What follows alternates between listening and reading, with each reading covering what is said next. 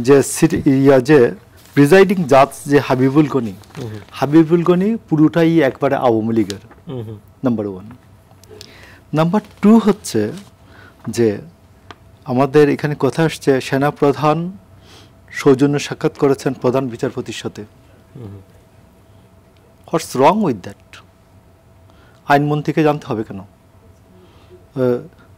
প্রধান বিচারপতির মর্যাদাটা হচ্ছে স্পিকারের সমান, রাষ্ট্রীয় প্রটোকলের তৃতীয় ব্যক্তি।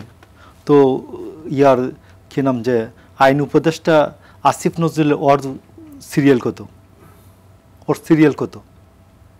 ওকে ওই এই আইন প্রধান বিচারপতি কি ইয়ার কর্মচারী, আইন মন্ত্রণালয়ের কর্মচারী না না সেনা প্রধান আইন মন্ত্রণালয়ের কর্মচারী?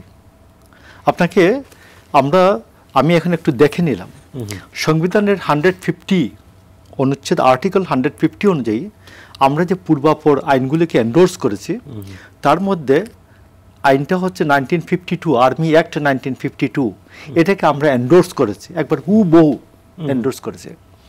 তো এখানে বলা হয়েছে যে সরকারের নির্বাহী বিভাগ, আইন বিভাগ এবং বিচার বিভাগ, এটা হলো সরকারের বিভাগ। আর স্বাধীনতা সার্বভৌমত্বের প্রতীক হচ্ছে সেনাবাহিনী, সামরিক বাহিনী, সশস্ত্র বাহিনী। সশস্ত্র বাহিনী এই 3 বিভাগের কারো অধীনেই না। এই সশস্ত্র বাহিনী পুরোটাই রাষ্ট্রপতির অধীনে স্বাধীনতা সার্বভৌমত্বের প্রতীক হিসাবে, এবং একমাত্র যুদ্ধ ডিক্লারেশনের সময় এটা যেই ক্ষমতায় যত ফরম্যাটই থাকুক এটা রাষ্ট্রপতি করতে হবে। তো সেই ক্ষেত্রে সেনাপ্রধান এবং প্রধান বিচারপতির বক্তব্যের মধ্য দিয়ে এই আসিফ নজরুল মাঝে মধ্যে খুব ভালো কাজ করছেন, ভালো কথাবার্তা বলেন।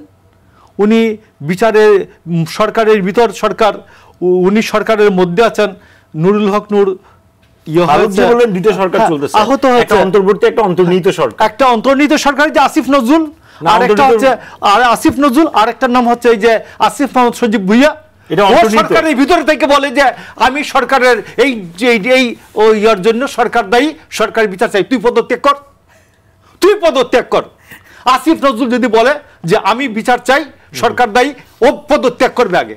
ভালো বলছেন, আগে পদত্যাগ করবে, এই সরকার দায়ী, আমি পদত্যাগ করলাম দায়িত্ব নিয়ে, বাকিরা গভর্নমেন্ট জনগণ বিচার করবে এই সরকারের দায়িত্বের জন্য।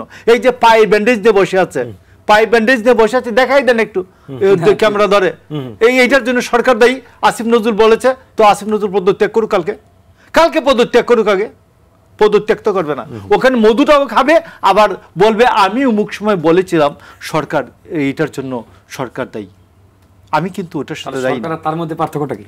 সরকার আর ওর মধ্যে পার্থক্য কি?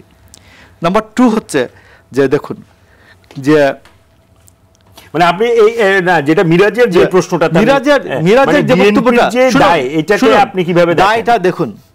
সাদ্দাম আর রাব্বানিকে যদি আগামীকাল কেউ হঠাৎ করে শিবির বলে যে এরা দুইজন কৌশলগত কারণে ছাত্রলীগ ছিল, এরা আসলে আমাদেরই কর্মী ছিল, শিবিরের কর্মী ছিল, এরা ছাত্রলীগকে ইতিহাসের আস্তাক করে নিক্ষিপ্ত করার জন্য ওদেরকে আমরা দায়িত্ব দিয়েছিলাম, এরা এই কাজটা করছে, এখন এরা ভাই আমাদের কর্মী। অথবা হাসান মাহমুদ বা ওবায়দুল কাদেরকে যদি বলেন, শফিকুর এই ডাক্তার আব্দুল্লাহ মোহাম্মদ তাহের, যে না ওবায়দুল কাদের আর হাসান মাহমুদকে আমরা কৌশলগত কারণে আওয়ামী লীগে দিয়ে রেখেছিলাম, আওয়ামী লীগ যাতে ইতিহাসের আস্তাক করে নিক্ষিপ্ত হয় আর কোনোদিন ইতিহাস থেকে উঠে আসতে না পারে, এই কাজটা ওরা দুইজন করে দিয়ে আসছেন ভাই, ওদেরকে গ্রহণ করে ওরা হচ্ছে জামাতের লোক। ওরা আমাদের, আপনি টানলেন কেন?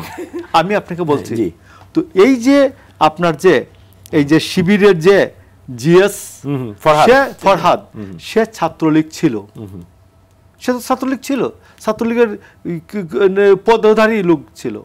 তো তাকে নিয়ে রিট হয়েছে।